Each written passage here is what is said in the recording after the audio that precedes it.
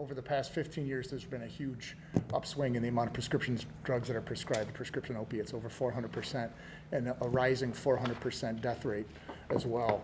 And so what we looked at from the state's perspective is what can we do as physicians, as prescribers, that can help to kind of tailor that back and get our prescriptive practices more in norms as far as treating, being respectful of treating pain, but also being respectful of not leaving a huge supply of opiates out there for people to use. The impact on the criminal justice system is that it's absolutely overwhelming the criminal justice system, needless to say, because it's not just the possession of the narcotics, which possession of one pill is a felony under the law. It doesn't matter if you have one oxycodone or 1,000 in your pocket. To possess even one pill would be considered a felony.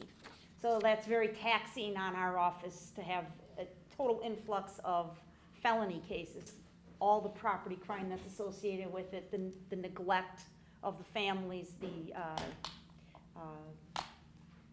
to some extent, some acts of violence that are associated with it.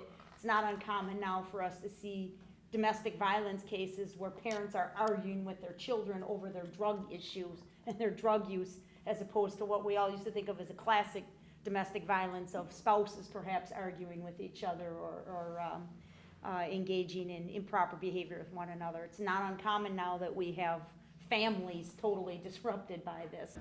And sometimes I think the churches don't do a good enough job. I don't know why. I can't speak for every pastor. But I think sometimes authenticity from the pulpit and to actually talk about what's real, what's really going on.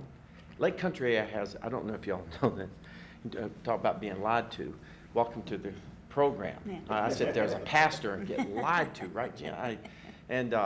It's getting people to finally be honest and not be, especially in this area, all Lake Country, all pristine. The self-image management is killing us.